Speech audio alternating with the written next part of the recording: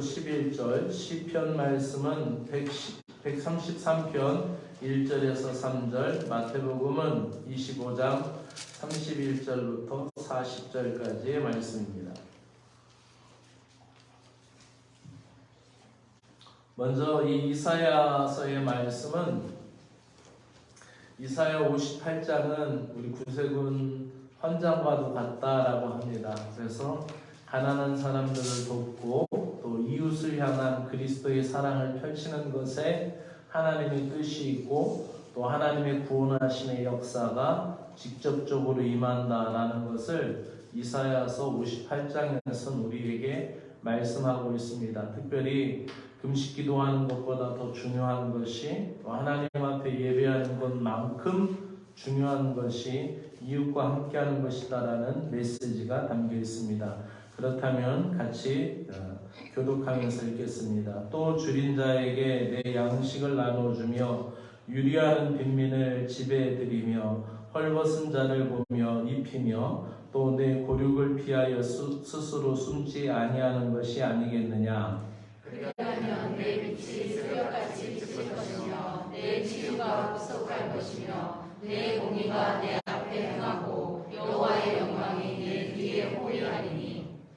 내가 부를 때에 나 여호와가 응답하겠고 내가 부르짖을 때에 내가 여기 있다 하리라. 만일 내가 너희 중에서 멍에와 손가락질과 허망한 말을 제하여 버리고 줄인 자에게 내 심정이 동하며 괴로워하는 자의 심정을 만족하게 하며 내 빛이 흑암 중에서 떠올라 내 어둠이 낮과 같이 될 것이며.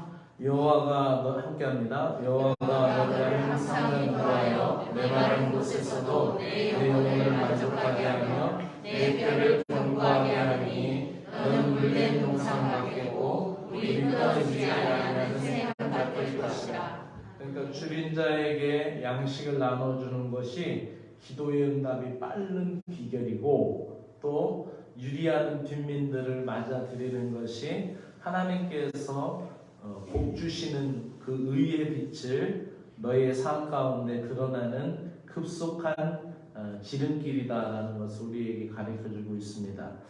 이제 시편 133편 1절에서 3절은 형제와 자매가 함께 동거하고 아름다운 모습을 표현하고 있는데 1절을 제가 개역성경으로 읽으면 여러분들이 파란색 글씨 새번역으로 읽겠습니다. 보라 형제가 연합하여 동거함이 어찌 그리 선하고 아름다운고 그 얼마나 아름답고 즐거운가. 형제 자매가 어울려서 함께 사는 모습. 머리에 있는 보배로운 기름이 수염고 아론의 수염을 흘러서 그의 옷깃까지 내린 같고 헐몬의 이슬이 시온의 산들에 내린 같도다. 거기서 여호와께서 복을 명령하셨나니 곧 영생이로다. 형제자매가 어울려서 함께 사는 것, 그것이 얼마나 아름다운가. 하나님이 명령하셔서 복을 내려주시는 것이다. 그러니까 평화의 공존을 축복하는 찬양하는 찬미의 시가 133편입니다. 자, 그렇다면은 오늘 중요한 말씀 마태복음 31장부터 25장 31절부터 40절까지 읽겠는데요. 그 뒤까지 전부 다 읽고 25장 전체를 읽으면 더 우리에게 말씀이 더 좋지만은 일단 시간 관계상 31절부터 40절까지만 읽겠습니다. 마태복음이 있고 마가복음이 있고 누가복음이 있고 그다음에 요한복음이 있죠. 이 네 복음서가 있는데 다 쓴 사람이 다릅니다. 세리 마태가 쓴 것을 마태복음이라고 하고 마가 요한이 쓴 복음서를 마가복음이라고 하고 의사였던 누가가 쓴 복음이 누가복음이고 또 요한 야고보의 형제 요한이 쓴 복음을 요한복음이라고 합니다. 근데 어떤 예수님의 이야기는 마태복음, 마가복음, 누가복음, 요한복음까지 똑같이 다 기록되어 있는 말씀이 있어요. 근데 또 어떤 말씀은 공간복음에만 기록되어 있어요. 마태, 마가, 누가복음. 요한복음은 전혀 색다른 신학적인 이야기들이니까 다르니까 기록이 안 된 경우가 있어요. 근데 오늘 이 말씀은 마태복음에만 있어요. 마가복음이나 누가복음, 요한복음에 없고 이 종말을 얘기하는, 그러니까 마태복음 24장과 25장이 마지막 때에 대한 이야기들을 우리에게 이야기하고 있잖아요. 그런데 거기에서 아주 특별하게 다루고 있는 거예요. 우리가 여기서 놓치면은 안 될 말씀이 있다라는 것에 귀를 기울이고 같이 읽기를 원합니다. 인자가 자기 영광으로 모든 천사와 함께 올 때에 자기 영광의 보좌에 앉으리니 모든 민족을 그 앞에 모으고 각각 구분하기를 목자가 양과 염소를 구분하는 것 같이 하여 양은 그 오른편에 염소는 왼편에 두리라. 그때 임금이 그 오른편에 있는 자들에게 이르시되 내 아버지께 복받을 자들이여 나와 창세로부터 너희를 위하여 예비된 나라를 상속받으라. 내가 줄일 때에 너희가 먹을 것을 주었고 목마를 때에 마시게 하였고 나그네 되었을 때 영접하였고 헐벗었을 때 옷을 입혔고 병들었을 때 너를 보았고 옥에 갇혔을 때 와서 도와주라. 이에 의인들이 대답하여 이르되 주여 우리가 어느 때에 주께서 줄이신 것을 보고 음식을 대접하였으며 목마르신 것을 보고 마시게 하였나이까. 어느 때에 나그네 되신 것을 보고 영접하였으며 헐벗으신 것을 보고 옷 입혔나이까. 어느 때에 병드신 것이나 옥에 갇히신 것을 보고 가서 배웠나이까. 임금이 대답하여 이르되 내가 진실로 너희에게 이르노니 너희가 여기 내 형제 중에 지극히 작은 자 하나에게 한 것이 곧 내게 한 것이니라 하시고 아멘. 어느 때에 그랬습니까? 때라는 이야기가 나오죠. 오늘 설교의 키워드를 이렇게 잡았어요. 따라합시다. 지극히 작은 자. 지극히 작은 자. 지극히 작은 자가 우리 주변에 누가 있을까요? 지극히 작은 자. 어떠한 힘이 있는 사람이 아니에요. 아주 작은 자예요. 그런 사람. 또 그것과 지금 그리스도의 관계와 얘기하고 있거든요. 그 지극히 작은 자와의 관계를 그리스도의 관계를 얘기하고 있고, 또 우리가 마지막 때의 판결, 심판이 있는데 그것이 오늘 구분된다는 것을 이야기하고 있습니다. 오늘 설교의 키포인트가 이 세 개입니다. 자, 그러면 오늘 말씀의 제목 따라합시다. 오늘의 사랑, 종말의 은총. 오늘의 사랑, 종말의 은총. 네. 이 표를 한번 보세요. 잘 보이세요? 예. 목회자들한테 모여놓고 목회자들 그룹을 모여놓고 질문했어요. 당신의 교회가 성장하는 교회입니까? 아니면 그냥 현상 유지, 정체되고 있는 교회입니까? 아니면 지금 교인이 계속 조금씩 해가 갈수록 자연적인 감소이든 소천하셔서 돌아가시든 아니면 그 시골 지역이다 감소하든 아니면은 도시교회에서 계속 인구가 감소하든 감소하는 교회입니까? 답하시오. 세 개 교회 중에 답하는 거예요. 그래서 목회자 중에서 이건 큰 교회, 작은 교회, 시골교회, 도시교회가 없어요. 그냥 다 모여놓고 얘기하는 거예요.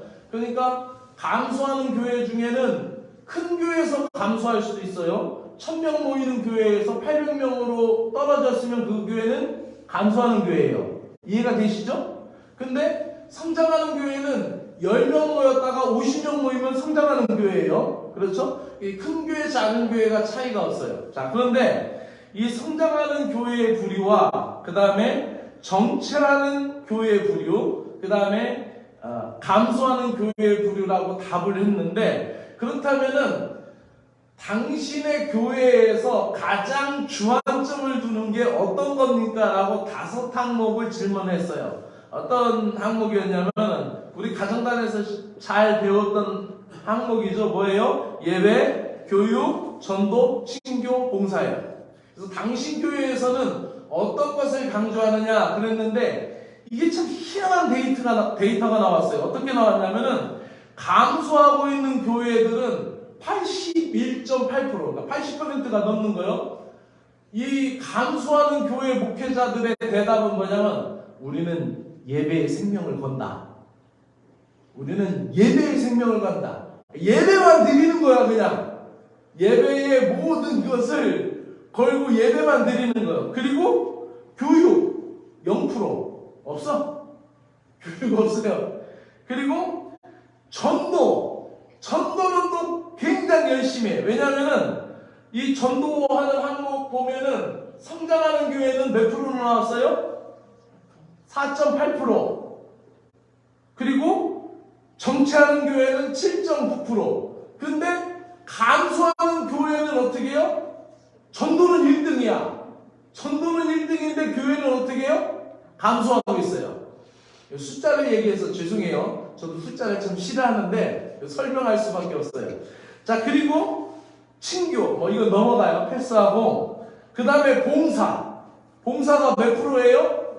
감소하는 교회는 0%. 근데 보세요.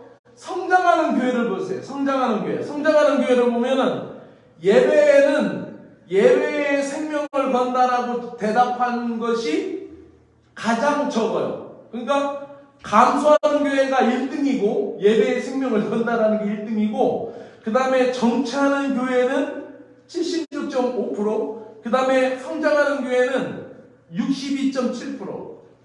그러니까 예배는 일단 기본 베이스라는 거야. 예배는 어느 교회나 다 예배를 드린다라는 거야. 근데 이제 차이가 나는 부분이 있어요. 성장하는 교회는 교육이 높아요. 9.5%에 1등이야. 그리고 잘 보세요. 맨 밑에 봉사. 어느 교회가 제일 잘하고 있어요? 예? 그렇죠. 성장하는 교회가, 이 데이터를 보면은 성장하는 교회는 예배에도 힘을 하고 있지만은 봉사하는데 힘을 다하는 거야. 그런데 감소하는 교회는 0%. 그리고 성장하는 교회들 중에서 12.7%가 우리는 봉사를 가장 우선시한다. 5개 항목 중에서 봉사를 가장 우선시한다라고 대답을 한 거예요. 자, 왜 이런 이야기들이 나왔을까요?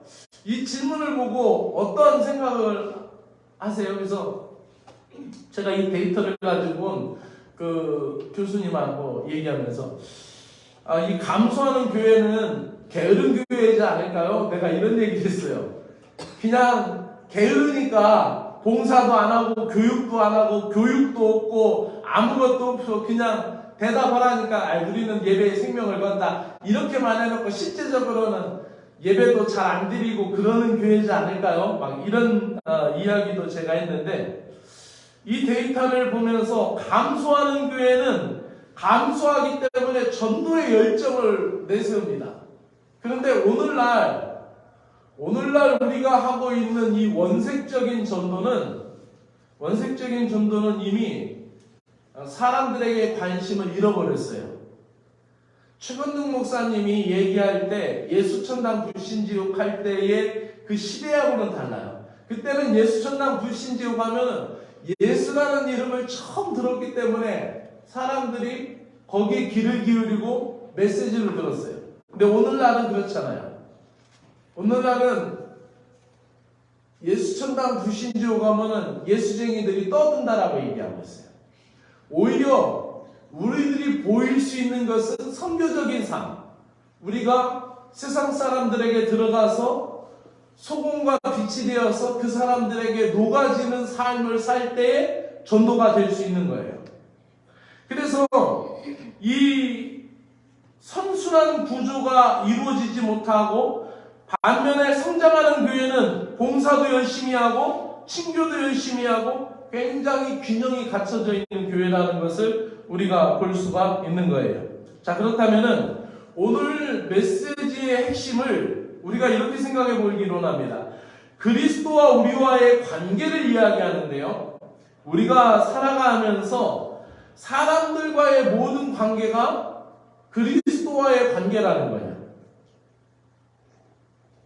그러니까 우리가 딸, 자녀, 아들과의 관계도 그리스도의 관계고, 우리 부교님하고 저와의 관계도 그리스도의 관계로 연결된다는 거예요. 오늘 말씀에서 얘기하죠. 내가 진실로 너희에게 이르노니 너희가 여기에 있는 내 형제 중 지극히 작은 자 하나에게 한 것이 곧 누구에게 한 것이다? 내게 한 것이다라고요. 45절에 가서는 지극히 작은 자에게 하지 아니한 것이 내게 하지 아니한 것이다라는 거예요. 그러니까 지극히 작은 자와의 관계와 예수님과 지금 동일시해서 이야기하고 있다라는 것이죠. 자, 그렇다면은 나와 이웃과의 관계가 그대로 그리스도의 관계로 연결된다라는 것인데, 주님께서 내 이웃과 더불어 이야기하고 주고받는 모든 관계를 알고 계시다라는 거예요. 그러니까 제가 우리 원로부교님들한테 막 이야기하고 이도화 부교님한테 막 이야기하고 이러는 것이 주님한테 대접하는 거고 주님한테 이야기하는 거고 똑같다라는 얘기예요. 내가 이웃집 사람하고는 막 그냥 나쁜 험담 막 시장 저작거리에서나 막 나올 법하는 그런 막 험담들을 실컷 막 얘기하고 예배실에 와가지고 내가 찬양을 하면은 주님께서는 벌써 그 사람하고 얘기한 걸 다 들으셨다는 얘기예요. 그러니까 그리스도께서 예수님이 다 지켜보신다는 거 얼마나 중요하냐는 것이죠. 나아가서 주님이 나를 지켜보신다는 거, 그것이 결국 나아가서 뭐가 되느냐? 심판 앞에 쓴다는 것이죠. 마지막에 가서 그리스도 안에서 산 사람하고 그리스도의 밖에서 산 사람하고 구별이 된다는 것이죠. 나와 그리스도의 관계를 생각하고 이웃 관계를 맺는 사람은 그리스도 안에 있는 사람입니다. 그런데 그리스도는 예배실에 가서 예배 드릴 때 관계 맺는 분이고, 이웃은 이웃과의 관계이고, 이렇게 산 사람은 그리스도 밖에서 산 사람이라는 거예요. 이해가 되십니까? 자, 그렇다면 우리가 이 세상에 살 때는 의인과 악인이 섞여 살아요. 그렇죠? 의인과 악인이 섞여 살아요. 그래서 가라지를 뽑다 알곡이 뽑힐까 조심하라, 놔둬라. 수습대 가서 어떻게 해요? 따로 구분한다라고 얘기했잖아요. 마찬가지죠. 누가 의인인지 누가 악인인지 구별할 수 없으나 어느 때가 되면은 분명하게 이쪽과 저쪽이 분명히 구별될 것입니다. 그래서 오늘 본문에서는 뭐라고 얘기하느냐? 염소하고 양하고 구별되게 한다라는 거예요. 구별되게. 염소하고 양하고, 염소는 염소대로, 양은 양대로 구별된다는 거예요. 푸른 초장에서 염소와 양이 함께 풀을 뜯고 있다가 저녁에 우리로 들어갈 때는 양 우리하고 염소 우리하고 따로 구별한다라는 것이죠. 오른편과 왼편에. 그런데 문제는 거기에서 구별하는데 문제는 그 중심적인 대상을 지극히 작은 자에게 한 것에 대하여서 구별한다는 것이죠. 봉사하는 마음이 있는데 누구한테 하느냐라는 거예요. 누구한테? 마음은 그리스도를 섬기는 것이고 행위는 이웃을 대하는 것이죠. 우리 구세군의 슬로건이 뭐예요? 시작! 마음은 하나님께, 손길은 이웃에게. 이것이 우리 구세군의 슬로건이잖아요. 그런 것처럼 마음을 하나님께 드리고 손길은 이웃에게 드려야 되는데, 예수님이 나한테 오면은 대접을 마다하고 거절할 사람이 어디 있겠습니까?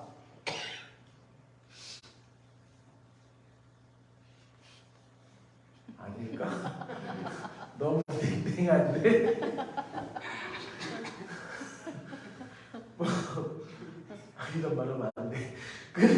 어쨌든 예수님의 모습을 가지고 온다면은 대접을 거절하고 마다할 사람이 어디 있겠어요? 그런데 예수님이 우리에게 오실 때에 예수님의 모습으로 안 오고 어떻게 오신다고요? 지극히 작은 자로 오신다라는 얘기예요.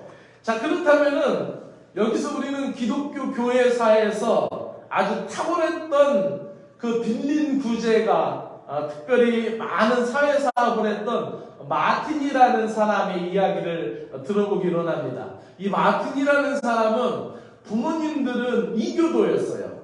그런데 이 마틴은 이게 14살인가에 예수님을 믿고 기독교 신자가 된 거예요. 근데 아버지가 이 기병대 장교였기 때문에 옛날에는 군벌 이렇게 우리 오늘날 같이 정부 산하 안에 있는 이렇게 정식적인 정부 부대가 아니라 군벌이었잖아요. 군벌 체제였잖아요. 그러니까 기병대 장교였던 아버지를 따라서 이제 그 어느 지역에 가게 되면 그 지역을 지키게 되고 군대로서 주둔하게 돼서 얼마나 많은 그런 돈을 받고 또 자기 부하들을 먹이고 이런 일들을 했나 봐요. 근데 어느 지역으로 이제 이 아들도 이제 아버지를 따라서 기병대 대원이 돼서 군복을 입고 이제 가다가 보는데 아니 굉장히 헐벗은 사람이 있는 거예요. 그것도 추운 겨울날 그 가난한 사람이 있으니까 이 군복을 입었으니까 벗어줄 게 없잖아요. 또 이것이 내가 이것을 물론 다 벗어주게 되면 내가 기병대원인지 계급장도 보이지 않을 테고 그러니까 고민을 하다가 아마도 이제 속에 있는 내피를 뜯어가지고 그것을 막 추우니까 막 찢어가지고 뜯어서 그것을 입혀주고 이제 이 마틴이라는 사람이 이제 갔어요. 근데 그날 밤 잠에 들었는데 그날 밤 꿈속에서 예수님이 자기가 뜯어준 그 군복 찢어진 것을 입고 계시면서 천사하고 이야기하는데 천사한테 막 자랑을 하는 거예요. 뭐라고 하잖아요. 이거 봐라. 마틴이 나한테 벗어준 거다. 그리고 천사한테 이 막 자랑을 하는 거예요. 그 찢어진 군복을 입은 거를. 내가 너무 추웠는데 마틴이 군복을 벗어줬는데 이거를 자기 군복을 찢어서 나한테 입혀줬어 하고 천사장에게 막 자랑을 하는 것이 꿈에 보였던 거예요. 꿈에 어제 나는 꿈을 꾸다가 마귀하고 싸우다가 얼마나 소리를 질렀는지 밤에 자다가 방언이 터져나와가지고 아유 굉장히 싸웠어요. 그러니 막 아침에 코가 너무 안 좋아가지고 이게 아침 기도회를 제대로 인도 못했는데 근데 마틴은 이 좋은 일을 해가지고 예수님이 꿈에 나타나는 거예요. 꿈에 나타나가지고 이게 막 자랑하는 것을 보게 되었어요. 그래서 이 마틴이 그 꿈속에서 충격을 받습니다. 그리고 잠에서 깨어나서 그 꿈속에서 은혜 받고 충격받은 것이 일평생 그가 바로 하나님의 사업에 헌신하는 계기가 됩니다. 특별히 마틴이라는 사람은 수도원 사업에 굉장히 헌신했어요. 그래서 수도원은 어떤 특별한 일이나 이런 걸 안 쳐나요. 그래서 수도사들이 하나님의 말씀, 나라와 민족을 위하여 기도하고 하나님의 말씀을 연구하고 신학서적으로 쓸 수 있도록 그들에게 많은 먹거리를 내고 또 그 영토를 내면서 이 평생을 가난한 사람과 어려운 이웃, 수도원 사업에 많이 헌신했다는 것이죠. 여러분, 이제 우리가 누구한테 봉사하느냐? 내가 대하는 이웃이 바로 이웃과 그리스도의 관계라는. 이 마틴의 꿈에서 보인 것이 헐벗고 추운 사람에게 자기 옷을 보여줬는데 그 옷을 그 찢어진 군복을 예수님이 입고 나타나셨다는 것 속에서 또 하나의 메시지가 있는 거예요. 내가 대하는 이웃이 바로 그리스도의 관계가 있다는 거예요. 특별히 오늘 본문 가운데서 우리가 봉사해야 될 대상이 뭐예요? 지극히 작은 자라는 것이죠. 지극히 작은 자라는 것은 육체적으로도 작은 것이고 영적으로도 작은 것이고 심지어는 정신적으로도 작은 것이고 정서적으로도 작은 사람일 수 있어요. 그러니까 소외된 이웃이고 사회적인 지위도 작은 사람이에요. 그러니까 우리가 추석 때 가서 추석입니다. 명절 잘 지내세요 하고 이렇게 선물을 드리면 아이고 오신 줄 알고 나도 준비했습니다 하고 주고 막 서로 오가잖아요. 그렇죠? 그러면서 이게 서로 주고 받으면서 근데 내가 막 큰 걸 줬는데 아무것도 안 주면 좀 섭섭하네. 뭐 아무것도 안 오고 뭐 우리가 이런 인간적인 생각이 할 수 있을까요? 그런데 정말 지극히 작은 사람한테 주면 어떻게 해요? 주는 순간 끝나는 거예요. 그죠? 되돌려받을 생각은 않는 거예요. 그렇죠? 그러니까 가난하고 힘없고 구제에 불능한 아무 쓸 수 없는 그런 사람을 향해 손을 펴라는 거죠. 그러니까 처세적으로 장사적으로 계산해서 이익을 따져서 하는 것이 아니라 최소한의 보답이 올 것이 하는 것이 아니라 단순히 그리스도를 생각하며 이웃을 대할 때 거기에 정말 의미가 있는 줄로 믿습니다. 거듭말하지만 오늘 본문에서 이야기하는 것은 지극히 작은 자예요. 갚을 길 없는 사람입니다.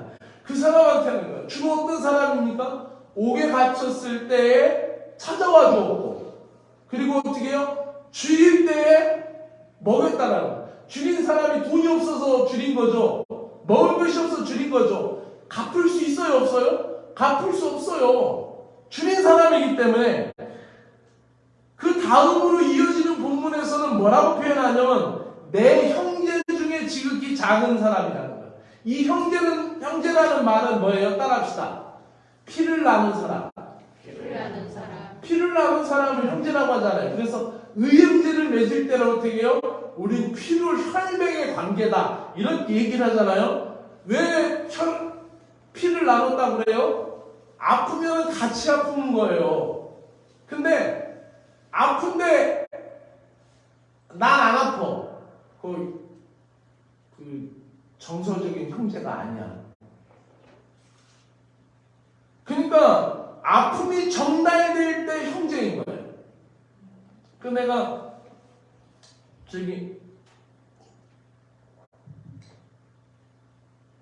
가끔 수요일날 이런데 교회 앞에 나가서 이렇게 교인들 오는 거 이렇게 쳐다보고 그러면 참 행복하고 좋아요.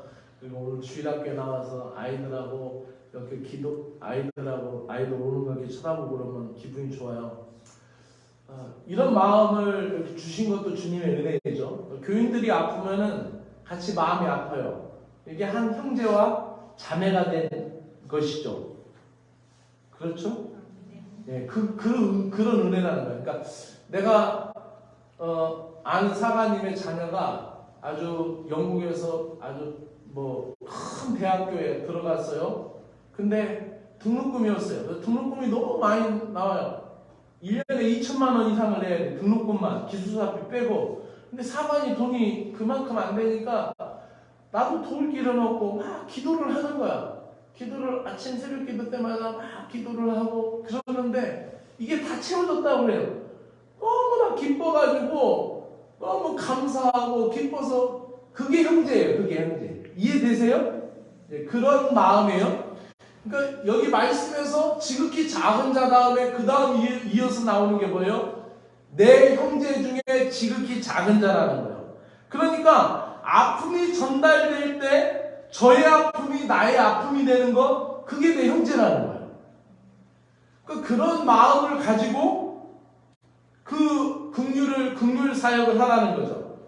이탈리아 아시시 마을의 조그만 마을입니다. 거기에 있었던 프란체스코는 어느 날 제자들과 함께 길을 가다가 아주 불쌍한 사람을 만났어요.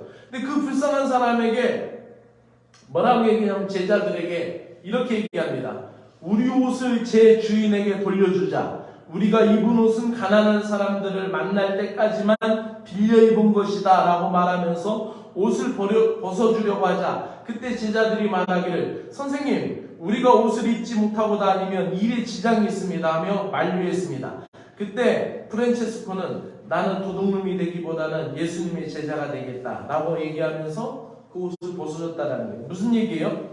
적어도 성 프란체스코는 이런 마음을 가진 거예요. 내가 가지고 있지만 이것이 나보다 더 필요한 사람이 생겼을 때 그 주인에게 돌려줘야 된다라는 마음을 갖고 있는 거예요. 그런 마음이 있으니까 프란치스코 그 삶 가운데 그 기도하다가 성혈이 흘렀다라는 이야기가 전해지잖아요. 그것도 봐라 나 기도하는데 여기 예수님 못자국 손에 피가 났다 이렇게 자랑하는 게 아니에요. 그래서 자꾸 기도하는데 그 자꾸 피가 흐르니까 그걸 감추려고 감췄는데 제자들한테 발견된 거예요.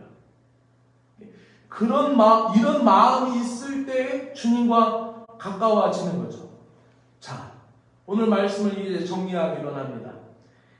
기독교 윤리에 있어서 매우 중요한 것이 뭡니까? 무엇이든지 내 것이다 할 때 문제가 있는 거예요. 본래부터 내 것이 아닙니다. 언젠가는 남의 것이 되고 맙니다. 엄연히 내 소유로 있다 하더라도 나보다 더 필요한 사람이 나타나면 당연히 그의 것이라는 말이죠. 바로 이 마음이 형제이고 맞지 않는 옷을 입는 것처럼 불편한 일이 없는 것이죠. 그렇죠? 그렇기 때문에 입지 않아도 될 옷을 보관해 둘 필요가 없어요. 깨끗이 드라이 클리닝해서 맞는 사람에게 나눠주시기 바랍니다. 아니 그러는 그 사실 있지 않아요? 제 대학원 동기 목사님 가운데 제가 한번 얘기했을지 몰라요. 페이스북에 하나님의 창고라는 게 있어요. 그 목사님이 그거를 처음에 한 10년 전에 할 때는 아주 작은 것부터 시작했어요. 자기의 구두 샀는데 이게 나한테 안 맞는다. 그래가지고 이거 내놓으면 필요한 사람 얘기하면 착불하면은 주소를 달면 그 사람한테 보내줘요. 그리고 심지어는 이런 것까지 올라와요. 커피 믹스인데 유통기간이 일주일밖에 안 남았는데 내가 이거를 그 사람들한테 알아보니까 이게 유통기간이고 이게 섭식할 수 있는 기간은 최소한 6개월 이상 된다. 그래도 혹시 필요한 곳이 있으면 가져갈래? 하면은 가져가는 사람이 있어요. 나중에는 탁자, 컴퓨터, 옷, 신발 이런 게 막 나오기 시작해요. 그 작은 여자 목사 한 사람이 그걸 시작했는데 지금은 회원수가 엄청 많아졌어요. 그래서 심지어는 교회에서 의자도 내놓고 피아노도 내놓고 필요한 거 안 쓰는 것을 계속 나눔하는 거예요. 하나님의 창고라는 거예요. 그리고 절대 그 목사님은 돈을 안 받아. 받지 않고 오는 거 있으면 그냥 다 흘려보내요. 다. 제가 여러 번 설교하면서 이 목사님을 소개하는데 하나님의 창고직이라는 거예요. 자기는. 내 것이 아니라는 거예요. 중간에 보면은 정말 좋은 것이 들어올 때가 있대요. 정말 좋은 것도 들어온다는 거예요. 정말 비싼 것도 들어온다는 거예요. 근데 되게 하나 손대지 않고 다 흘려보낸다는 거죠. 사랑하는 여러분, 말씀 좀 아직 더 많이 남았는데 시간이 너무 지나가지고 더 설교를 못하겠습니다. 추석이 다가오죠? 추석이 다가오는데 저 나눔팩 가지고 가셔서 거기다가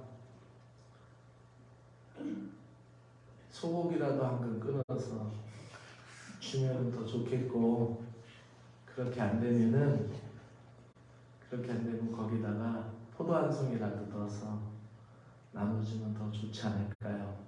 우리가 추석 때 많은 사람들한테 인사합니다. 많은 사람들한테 인사하는데 다 인사 받으려고 하기도 하고 또 인사 들어오니까 하기도 합니다.